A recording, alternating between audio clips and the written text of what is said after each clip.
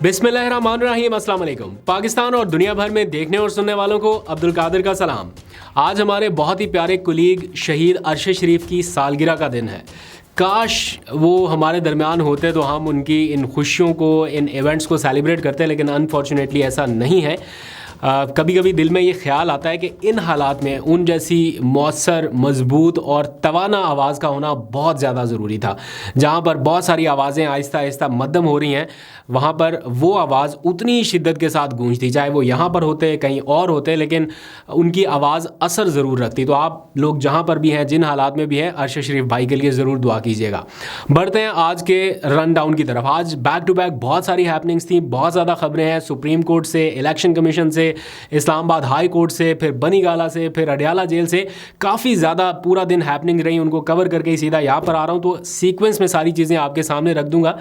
Adiala jail से होने वाली डेवलपमेंट को लेके जो टॉक ऑफ द टाउन खबर है वो वही होगी जो आज इमरान खान की कुछ अहम स्टेटमेंट्स कह लीजिए या कुछ अहम मूव्स कह लीजिए, जिनमें से एक तो ये है कि IMF को ख़त लिखने का फ़ैसला किया गया। मैं इस बारे में बहुत ही मोहतात अंदाज से गुफ्तगू इसलिए भी करूँगा क्योंकि जहाँ पर किसी भी चीज़ को, अभी रिसेंट मैंने जिसकी एग्जांपल दी, उसको भी एक जमात के साथ नथी कर दिया गया। जो भी चीज़ें इस किस्म की होती हैं उनके ऊपर फ़ौरन से आ जाता है कि एक सियासी जमात ने ये करने की कोशिश कर दी, ये कर दिया, वो कर दिया, दुश्मनी कर दी, और पता नहीं क्या क्या करके लेबल कर देते हैं फ़ौरन से उस सियासी जमात को। अभी इमरान खान साहब ने जो डिसीजन लिया IMF के हवाले से कि उनको ख़त लिखा जाएगा, जिसका मेन क्रक्स ये है कि पहले इंतखाबात का ऑडिट, फिर कर्ज़ की किस्त, ये मेन उसका एक टाइटल समझ लीजिए या उसकी क्रक्स लाइन समझ लीजिए। अभी ख़त लिखना है, ड्राफ्ट होना है, किन लफ्ज़ों में लिखा जाएगा, क्या क्या उसमें मुतालबात होंगे, वो बाद की बात है। लेकिन अभी ख़त लिखा नहीं गया, अभी सिर्फ ये बताया गया कि ख़त लिखना है। और सोशल मीडिया के ऊपर मैं देख रहा हूँ कि वो चीज़ें उस जमात के साथ नत्थी करने की कोशिश शुरू कर दी गई है कि जनाब देखा, ये तो मुल्क दुश्मन है, ये तो ये है, ये तो वो है, और भी पता नहीं क्या क्या कुछ। तो उसके लिए बहुत सारी और चीज़ें भी आपको सुनने और देखने को मिलेंगी। इसके ऊपर आपकी क्या राय है, मैं आपके ऊपर छोड़ता हूँ कि क्या इन हालात में ये डिसीजन लेना चाहिए था, इमरान खान साहब को ये करना चाहिए, या अभी थोड़ा और वेट एंड वॉच की पॉलिसी की तरफ जाना चाहिए था, क्योंकि कुछ और हो नहीं पा रहा। कोई उनको उनके हक़ में फ़ैसले जाते दिखाई नहीं दे रहे। इवन अदलिया से या इलेक्शन कमीशन से, अदलिया के पास जाते हैं, वो कहते हैं जनाब इलेक्शन कमीशन के पास चले जाएं, ये फॉर्म 47 वाला सारा मामला लेके या इंतखाबात में धांधली वाला लेके। इलेक्शन कमीशन जनाब वो फ़ैसले सुना देता है कि जनाब नहीं, रिटर्निंग अफसरान का फ़ैसला बरकरार है, और अगर आपको कोई प्रॉब्लम है तो ट्रिब्यूनल्स में चले जाएँ। अब ट्रिब्यूनल चलेंगे 3-4 साल तक। पूरे पंजाब में कितने हलके हैं जहां पर धांधली की शिकायत है, सिर्फ 2 जजेज़ हैं उनको सुनने के लिए, तो इसमें कितना और वक्त लगेगा। तो उसके पेश नज़र आज इमरान खान साहब ने अपने वकला को यह हिदायत कर दी। अच्छा, मैं यहाँ पर आपको एक बात बताता हूँ बड़ी क्लियर कि जब IMF का वफ़द इमरान खान साहब से ज़मान पार्क में मिला था, तो उस दौरान क्या बातचीत हुई थी ये कभी खुला के बताई नहीं गई, ना किसी प्रेस रिलीज़ में, ना इमरान खान साहब ने ख़ुद आके कभी टीवी के ऊपर ये बात बताई कि हमारे दरमियान ये अंडरस्टैंडिंग हुई या ये बात हुई। तो मैं बड़ा क्यूरियस था ये जानने के लिए कि आखिर IMF के साथ बातचीत हुई क्या है, या उन्होंने कोई आपसे एश्योरिटी मांगी है या आपने उन्हें कोई एश्योरिटी दी है। तो उनकी इमरान खान साहब की गिरफ़्तारी से पहले जो हमारी आखिरी मुलाकात हुई बनीगाला में, तो वहाँ पर ये मैंने क्वेश्चन उनसे पूछा था कि IMF के साथ आपकी बातचीत हुई क्या है, मतलब आपने कोई मुतालबा किया है उनसे या उन्होंने आपसे ताउन की दरख्वास्त की है, एट द एंड इसमें से निकला क्या है।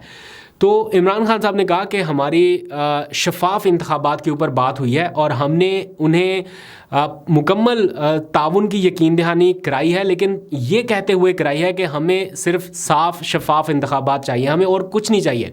बदले में IMF ये चाहता था कि जो भी वो प्रोग्राम अब दे रहे हैं पाकिस्तान को, उसकी कंटिन्यूटी रहे। यानी अगर इमरान खान साहब की गवर्नमेंट आती है या कोई भी गवर्नमेंट आती है, वो सारे स्टेक होल्डर से मिलके ये बात मेक श्योर कर रहे थे कि आप फिर इसको आगे बढ़ाने में फुल सपोर्ट करेंगे, मतलब इसमें कोई रुकावट ना आने दें। अगर आप भी गवर्नमेंट में आए या कोई भी आए तो फिर इसमें कोई प्रॉब्लम नहीं होगा। तो इमरान खान साहब ने उन्हें ये श्योरिटी दिलाई थी। एज पर इमरान खान, ये उनके कोट एंड कोट वर्ड्स हैं कि हमने उन्हें ये कहा कि हम सिर्फ साफ शफाफ इंतखाबात चाहते हैं, बदले में आप ज़रूर पाकिस्तान के साथ कोऑपरेट करें, हम भी चाहते हैं कि आप कोऑपरेट करें, लेकिन साफ शफाफ इंतखाबात यकीनी बनाए जाएं। तो अब जब उन्हें लगा कि ये नहीं हुआ जिसके बारे में इतना शोर शराबा हो रहा है, ऑल्दो कि अब ये शोर आहिस्ता आहिस्ता आपको कम होता दिखाई देगा, सुनाई देगा, बट ये शोर कहीं ना कहीं होता रहेगा। तो इस माहौल में आईएमएफ पाकिस्तान को सपोर्ट किस हद तक दे सकता है, क्या कर सकता है, इसमें आगे चल के आने वाले दिनों में कुछ क्वेश्चन मार्क ज़रूर उठेंगे। और चूंकि पाकिस्तान तहरीक इंसाफ एक मेन बड़ी स्टेक होल्डर पार्टी है, आप जो मर्ज़ी कह लें कि उसके पास बल्ले का निशान नहीं था या अब वो सुन्नी इत्तेहाद कौंसिल में चले गया, what ever reason, but Pakistan Tehreek Insaf is the leading party numbers के एतबार से इस वक्त ऐवान में। मखसूस नशिस्तों के बाद क्या सिचुएशन हो मैं कुछ कह नहीं सकता। तो इमरान खान साहब का ये आज डायरेक्शन है वकला को कि आप एक ख़त तहरीर करें और आईएमएफ से ये डिमांड करें कि वो अगली जो किस्त है जारी करने से पहले या जो भी सिचुएशन है, कॉर्पोरेट ताउन वट एवर आप इसको कह सकते हैं, उससे पहले जो इंतखाबात में होने वाली धांधली है उसके ऑडिट का मुतालबा करे। बेशक सुप्रीम कोर्ट उसका ऑडिट करे, सुप्रीम कोर्ट या जुडिशरी उसमें इन्वॉल्व हो, लेकिन इलेक्शन कमीशन ना करे, क्योंकि इलेक्शन कमीशन ही तो उनकी शिकायत का एक मरकज़ है जहां पर वो जाते हैं कि जनाब हमें इससे शिकायत है, तो जिससे शिकायत है वही उनका इजाला करे, ऐसा मुमकिन उनको दिखाई नहीं दे रहा। तो ये इस वक्त सिचुएशन है। आप लोग अपनी राय का इजहार करें कि क्या ये मूव इमरान खान साहब की बेहतर है या अभी उन्हें इंतज़ार करना चाहिए था, ये आपके ऊपर छोड़ता है। तो इन हालात में जब नई हुकूमत को आते साथ ही आईएमएफ के साथ बातचीत करना पड़ेगी और मुआशी मामला बिल्कुल तलवार की तरह लटक रहे होंगे, तो ये कितना आसान होगा, ये चैलेंजेस जो है ये आसान नहीं है, बहुत मुश्किल होंगे। और प्लस जब Pakistan Tehreek Insaf as an opposition आके बैठेगी बेंचेस पे, तो उस वक्त क्या होगा? बिकॉज पहले तो 16 महीने पीडीएम ने हुकूमत की ना, तो ऑपोजिशन कोई नहीं थी, पीटीआई ऐवान में नहीं थी, उनको अपनी पड़ी हुई थी, वो भाग रहे थे, दौड़ रहे थे, छुपते छुपाते फिर रहे थे। अभी जो है वो एक मजबूत ऑपोजिशन के तौर पे जिसमें शेर अफजल मरवत जैसे लोग हैं, नए पढ़े लिखे वकला आ गए हैं, उसमें जो कानूनी पेचीदगियों से वाकिफ़ हैं, बैरिस्टर अली जफ़र जैसे लोग नुमाइंदगी करेंगे, सलमान अकरम राजा अभी ऐवान में नहीं है, उनके पास नहीं है, बट कहीं ना कहीं ये ऐसे दिमाग अब एज एन ऑपोजिशन पीटीआई को बैक कर रहे होंगे ऐवान में, तो बैरिस्टर गोहर भी होंगे। तो बहुत सारे चैलेंजेस इस वक्त रहेंगे। इमरान खान ने ये सारा धांधली का जो मामला है ये सिर्फ आईएमएफ के साथ ही उठाने का फैसला नहीं किया, उन्होंने वकला को डायरेक्शन कर दिया है कि बड़े पैमाने पर सुप्रीम कोर्ट में पिटिशंस दायर करना शुरू कर दें। अब यानी ऐसा समझ लें कि सुप्रीम में भी मैदान सजने जा रहा है और सुप्रीम कोर्ट से बाहर भी मैदान सजेगा, क्योंकि मौलाना ने भी ऐलान कर दिया कि वो जनाब आ रहे हैं एहतजाजी तहरीक शुरू करने के लिए मैदान में। तो बाहर से भी एक तरह से दबाव रहेगा हुकूमत के ऊपर और फिर सुप्रीम कोर्ट में बैक टू बैक पिटिशंस होंगी। बेशक सुप्रीम कोर्ट ये कह दे कि जनाब आप चले जाएं वापस, ये मुताल्लिका इदारों से रजू करें, इलेक्शन कमीशन से करें या हाई कोर्ट चले जाएं, बट सुप्रीम कोर्ट से जो पिटिशंस दायर की जा रही हैं उसमें आर्टिकल 184/3 का रेफरेंस दिया जा रहा है कि ये बुनियादी आइनी हकूक हैं जो मुतासर हुए हैं अवाम के। तो ये सुप्रीम कोर्ट की बराह रास्त जुरिस्डिक्शन के अंडर आता है। तो आर्टिकल 184(3) के तहत इसका नोटिस लेके धांधली की तहकीकात का हुक्म दिया जाए या वट एवर जो कुछ भी है। मेरा ख्याल है सुप्रीम कोर्ट को खुद अब तक नोटिस ले लेना चाहिए था, एक टाइमलाइन तय कर देनी चाहिए थी कि जनाब ट्रिब्यूनल जो हैं वो इतनी मुद्दत में इनका फैसला करें। ऐसा कैसे चल सकता है निज़ाम के 5 साल तक ये खेल ही चलता रहे कि अभी फैसला होना है, अभी पेशियाँ पड़ रही हैं, अभी अंगूठों के वो जनाब फॉरेंसिक हो रहे हैं, प्रिजाइडिंग अफसरान के अंगूठे चेक हो रहे हैं कि ये फॉर्म 45 पे उनके दस्तखत थे नहीं थे। तो मेरा ख्याल है कितने हल्के हैं, ज़्यादा से ज़्यादा 70-80 हल्के हैं इस वक्त, 70-80 हल्के। अगर हर हल्के में आप देखें तो 200-300 पोलिंग स्टेशन होता है, तो उनके फॉर्म 45 200-300 फॉर्म 45 गिनने में कितना टाइम लग जाएगा, उसका फॉरेंसिक कराने में कितना टाइम लग जाएगा। तो मेरा ख्याल है सुप्रीम कोर्ट को खुद से कोई डेडलाइन दे देनी चाहिए थी ताकि वंस फॉर ऑल ये मामला सेटल डाउन होता। इमरान खान ने 4 हल्के नहीं छोड़े थे, 4 हल्कों के ऊपर उन्होंने 5 साल तक शोर किया। ये तो फिर कोई 80-90 के करीब हल्के हैं, तो इनको वो कैसे छोड़ सकते हैं? बेशक वो अभी जेल में है, बट वो थ्रू अपने लॉयर्स या थ्रू अपनी टीम ये इतना आसानी के साथ वो इस मैंडेट को जाने नहीं देंगे, तो उनकी स्ट्रगल जो है वो कंटिन्यू रहेगी। फिर साथ ही उन्होंने इंट्रा पार्टी इंतखाबात भी आज कराने का फैसला कर लिया। 3 मार्च को इंट्रा पार्टी इंतखाबात होंगे और अब चेयरमैन जो है वो बदल गया है, यानी बैरिस्टर गौहर नहीं होंगे पीटीआई के नए चेयरमैन, अब बैरिस्टर अली जफ़र को चेयरमैन नामजद कर दिया गया है। 3 लोग हैं पीटीआई के प्लेटफॉर्म से जिन्होंने सुन्नी इत्तेहाद कौंसिल को ज्वाइन नहीं किया, क्योंकि जिन्होंने पीटीआई के प्लेटफॉर्म पे इंट्रा पार्टी इलेक्शन लड़ना है उनके लिए ज़रूरी है कि वो पीटीआई के ही रहें। अगर वो सुन्नी इत्तेहाद ज्वाइन कर लेंगे तो दैट मीन्स कि फिर वो सुन्नी इत्तेहाद के प्लेटफॉर्म से इलेक्शन लड़ सकते हैं इंट्रा पार्टी। एक बंदा बैक वक्त दो पार्टियों में नहीं हो सकता। तो इसलिए बैरिस्टर गौहर और अली ज़फ़र ने ये फ़ैसला किया था कि वो आज़ाद हैसियत अपनी बरकरार रखेंगे और वो अपनी आज़ाद हैसियत के साथ पीटीआई में ही रहेंगे।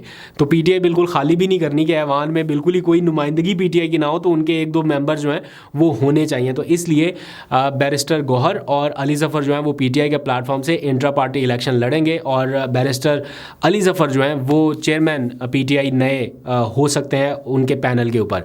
दूसरी तरफ वो बाबा जी ने फिर रोला डाल दिया है, वो क्या नाम है उनका, अकबर एस बाबर ने। उन्होंने कहा कि जनाब मैं चैलेंज करूंगा ये जो इंट्रा पार्टी इलेक्शन कराने जा रहे हैं। वो आराम से बैठे होते हैं, जैसे ही पीटीआई करती है इंट्रा पार्टी इलेक्शन वो फिर निकल आता है, फिर शोर शराबा शुरू हो जाता है कि मैं चैलेंज करूंगा, इलेक्शन कमीशन में जाऊंगा। तो इलेक्शन कमीशन में वो चैलेंज कर देंगे तो इलेक्शन कमीशन फिर कह देगा कि जनाब ये ठीक नहीं हुए इलेक्शन। तो अकबर एस बाबर इस वक्त पीटीआई के लिए सही सर का दर्द बने हुए हैं। उनकी वजह से ही बल्ले का निशान गया और उनकी वजह से ये जो मखसूस नशिस्तें पीटीआई को मिल सकती थी वो अब खटाई में पड़ गई हैं। सुन्नी इत्तेहाद काउंसिल के लोग इलेक्शन कमीशन के दरवाजे पे बैठे हुए हैं, लेकिन इलेक्शन कमीशन ने अब तक, जब मैं ये व्लॉग रिकॉर्ड करना शुरू किया तो पीटीआई या सुन्नी इत्तेहाद काउंसिल को एक भी मखसूस और मुझे नहीं लगता कि वो देंगे भी, क्योंकि अगर पीटीआई को मखसूस नशिस्तें मिल जाती हैं दैट मीन्स कि पीटीआई की जो मेजॉरिटी है वो और बढ़ जाती है या उनकी लीड जो है वो और बढ़ जाती है।